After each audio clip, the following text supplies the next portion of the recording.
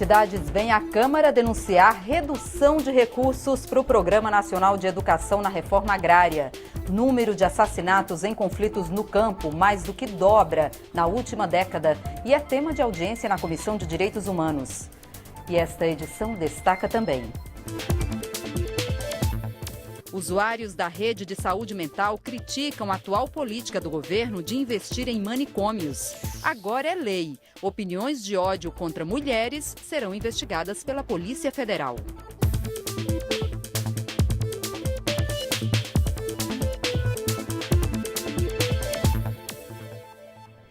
Boa noite em Brasília, 8h02. O Jornal da Câmara começa agora. No último mês de abril, o Programa Nacional de Educação na Reforma Agrária, o PRONERA, completou 20 anos. Ao longo desse período, o programa passou a oferecer cursos de graduação e pós-graduação que beneficiaram milhares de estudantes de assentamentos e comunidades tradicionais. Mas algumas entidades estão preocupadas com a redução de recursos para custear o PRONERA.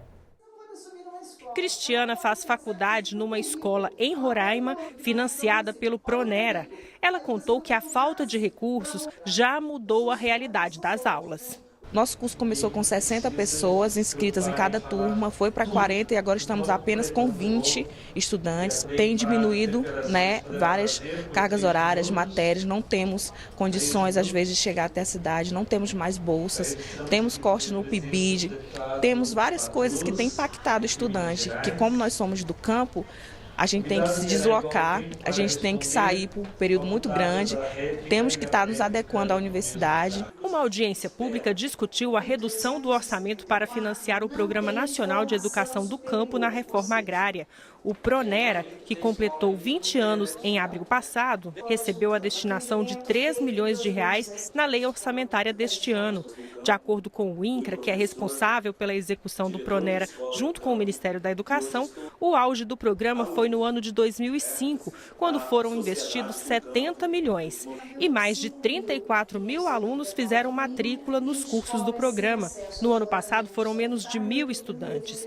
De acordo com o MEC, ao todo 4 mil escolas do campo foram fechadas nos últimos 2 anos. Mas o motivo não foi somente o corte de recursos, mas também outras questões locais. O que os gestores estaduais e municipais alegam que são necessidades de reordenamento territorial dessas escolas. Isso é uma realidade que vem acontecendo no sistema de ensino no Brasil nos últimos 10 anos e não pode ser simplesmente debitada às restrições orçamentárias vigentes. De acordo com o deputado Padre João, o governo precisa destinar pelo menos 16 milhões só para manter os cursos do PRONERA que estão em andamento. Representantes de entidades ligadas à agricultura familiar também cobraram mais verba para manter as escolas rurais funcionando. Nós estamos assistindo o fechamento significativo das escolas rurais, já fruto de toda essa falta de orçamento, de financiamento, que nós estamos comprometidos muito mais no futuro, porque uma grande parcela dessas pessoas são jovens que estão numa faixa etária de até 30 anos de idade. Existem turmas que estão sendo mantidas através de emenda parlamentar. Existem instituições que não estão buscando outras formas, mas que descaracteriza todo o curso. Por exemplo, de transformar em educação à distância. Espero que daqui a gente tenha uma ação junto à Comissão do Orçamento e está buscando um grande evento mais ao fim do ano para buscar uma maioria de deputados para a gente recuperar o orçamento e avançar. Nos últimos 10 anos, o número de assassinatos relacionados a conflitos no campo mais do que dobrou no Brasil. Em 2017, foram 71 mortes, de acordo com a Pastoral da Terra, que faz o levantamento desses dados. Nesta quarta-feira, representantes de diversas áreas afetadas pela violência no campo participaram de uma audiência pública na Comissão de Direitos Humanos e Minorias da Câmara. Os dados apresentados na comissão revelam um aumento da violência decorrente da disputa por terras no Brasil. Só em 2017 foram 120 tentativas de assassinato, 71 assassinatos, 5 massacres e 226 ameaças de morte. Quem vive de perto essa realidade esteve presente na audiência para denunciar a violência e pedir proteção. Matheus recebe ameaças por denunciar casos de grilagem e defender a propriedade de terras a pequenos agricultores no Pará. Isso despertou uma certa raiva, né, das pessoas que se diz dono de lá. Pessoas vêm nos falar que, olha, aqui nessa área e todas as lideranças de vocês têm uma lista de marcados para morrer, né? Você, outras pessoas estão nessa lista que vão ser mortas por conta de estarem na frente dessa terra, de estar na liderança dessas áreas. Em Rondônia, o problema se repete. Rondônia tem vivido no último período um número muito grande de conflitos agrários e perpassa esses conflitos a violência. E a violência que mata muitos trabalhadores e trabalhadoras do campo, mas também que passa pelos processos de criminalização da luta social. O representante do Ministério dos Direitos Humanos afirmou que o governo está trabalhando para aprimorar as medidas protetivas e aperfeiçoar ações estratégicas para reduzir os casos de violência que foram relatados na comissão. O Ministério reconhece a situação e tem buscado meios para viabilizar o fortalecimento do programa. Meios que significam meios financeiros, então ampliação de recursos. Além disso, um aperfeiçoamento das medidas protetivas, algo que foi solicitado pelo ministro Gustavo Rocha. E um destaque que eu gostaria de fazer, que são as ações que nós chamamos de ações estratégicas, que tem a ver com a identificação das causas principais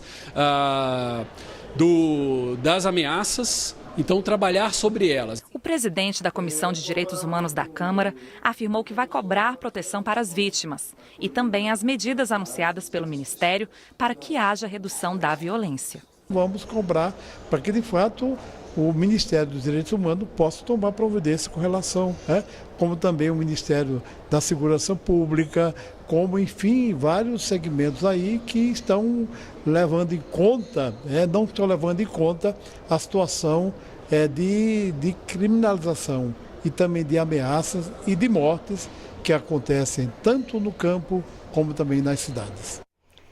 Em audiência pública na Comissão de Desenvolvimento Econômico, os participantes concordaram que abrir o país ao comércio internacional deve melhorar as condições de vida do brasileiro. Mas não houve consenso sobre como essa abertura deve acontecer. Os debatedores foram unânimes na audiência da Comissão de Desenvolvimento Econômico. Abrir mais o país para o comércio internacional vai melhorar o desempenho da economia e as condições de vida do brasileiro. Mas houve uma diferença.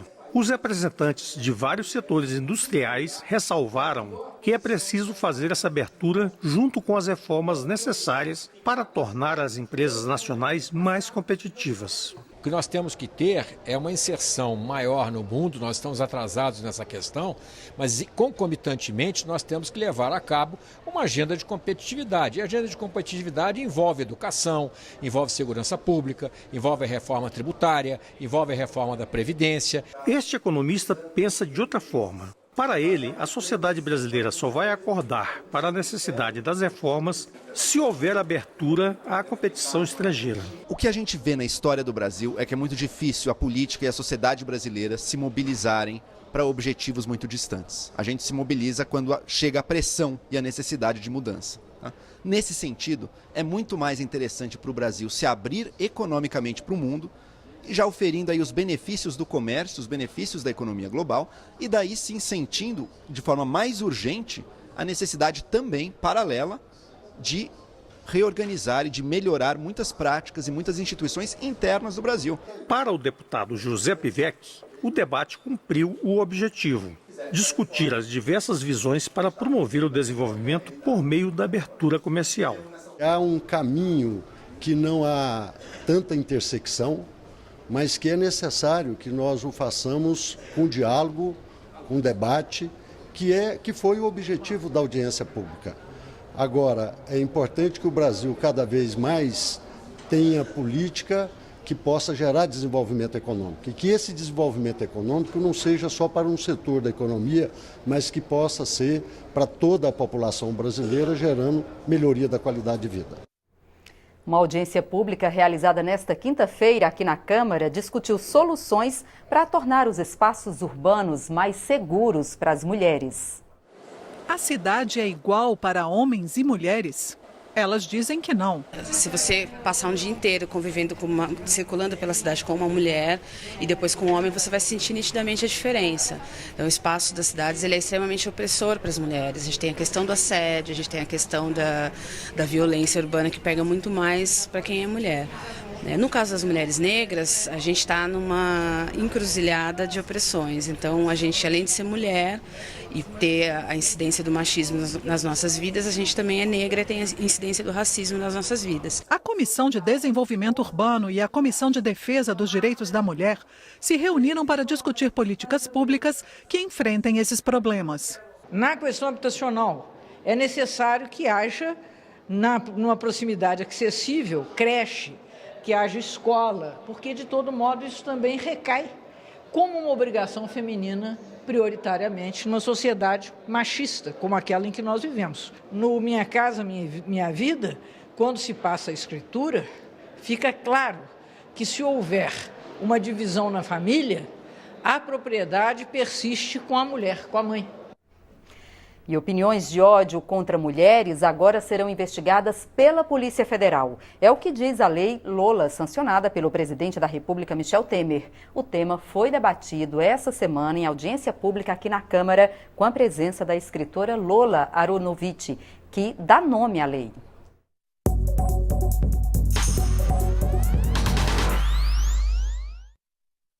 O site Rio de Nojeira, que ainda está no ar, ensina como misturar produtos químicos para produzir ácido para ser jogado em mulheres feministas. Em outra publicação, diz que mulheres gordas deveriam simplesmente se matar. Esse tipo de publicação foi debatido hoje em audiência da Comissão de Defesa dos Direitos da Mulher. A chamada Lei Lola, que já está em vigor, transfere para a Polícia Federal a competência para investigar crimes de misoginia na internet, que ocorrem quando alguém usa o ódio contra as mulheres. O objetivo é endurecer o combate a essa prática. A professora Lola Aronovitch é a autora do blog feminista Escreva Lola Escreva.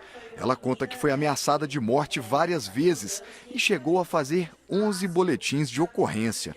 Lola acredita que a nova lei, que leva o nome dela, vai desestimular muitos agressores, uma vez que a Polícia Federal irá quebrar os anonimatos. Tem muitas empresas que não querem associar o seu nome, a sua marca, com gente que propaga ódio. Então essas pessoas, quando elas são expostas, se elas por algum motivo são identificadas, elas vão ser despedidas, elas têm dificuldade para encontrar emprego depois, né? Então, porque a gente está num mundo que não aceita mais esse tipo de atitude.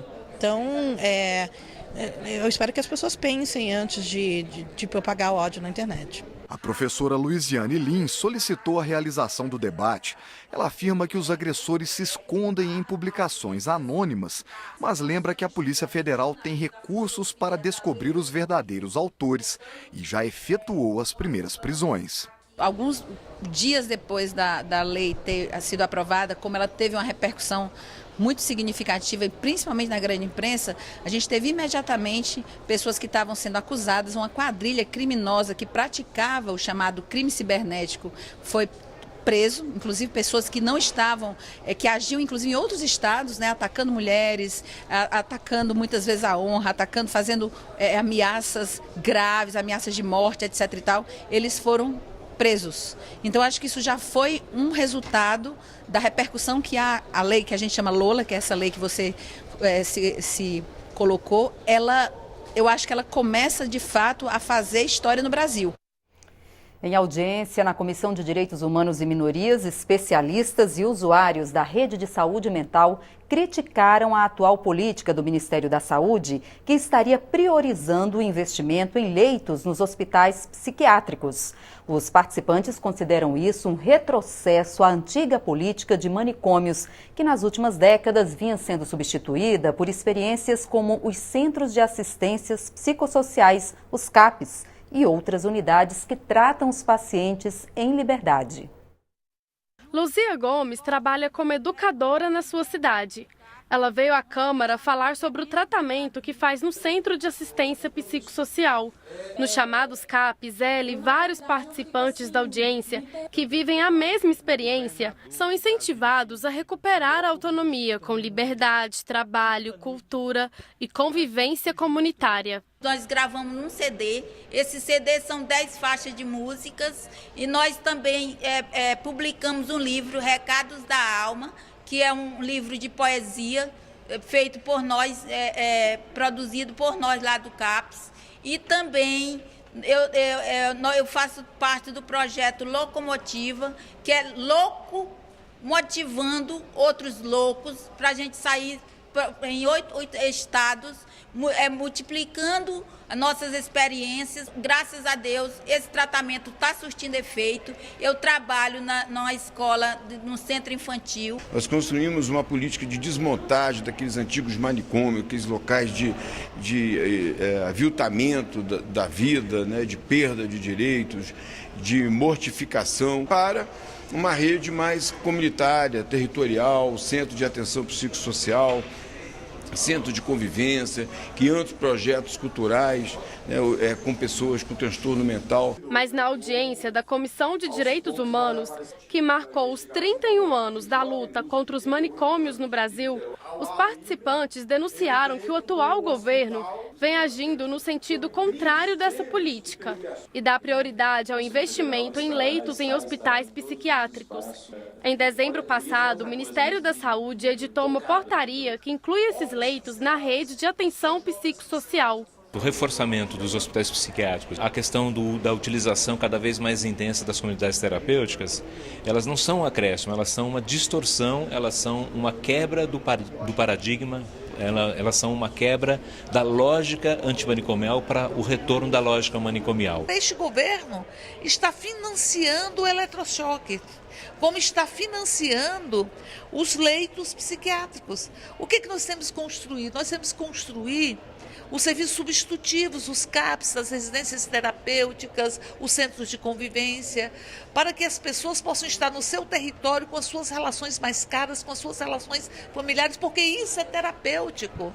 O representante da Coordenação de Saúde Mental defendeu a portaria do Ministério da Saúde e disse que o governo mantém o investimento nas demais unidades da rede de atenção psicossocial. Essa resolução 3588, ela expande e ela fortalece a rede, ela inclui na rede, não exclui nenhum ponto de atenção. Tanto é que a nossa média histórica de abertura de CAPs, ela está mantida nos 2 últimos anos e mantida para esse ano.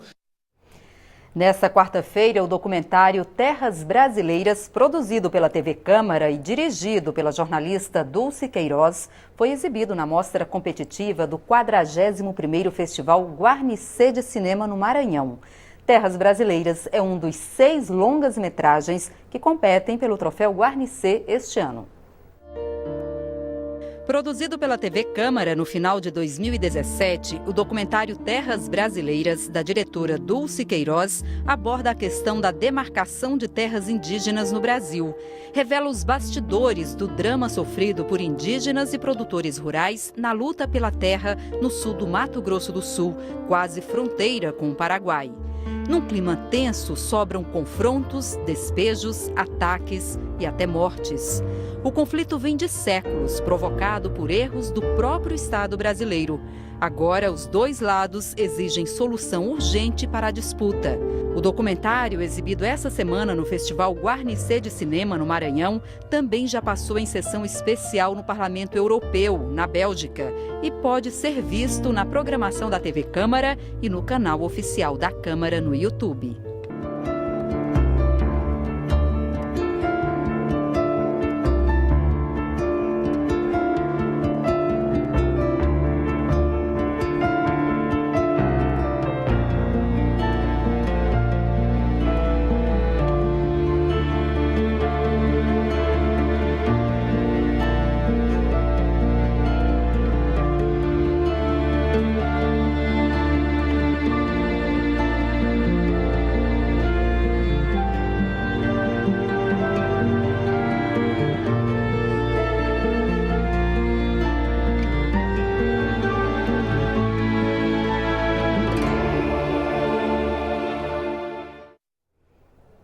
Esta edição termina agora. Para outras informações, é só acessar o nosso portal na internet.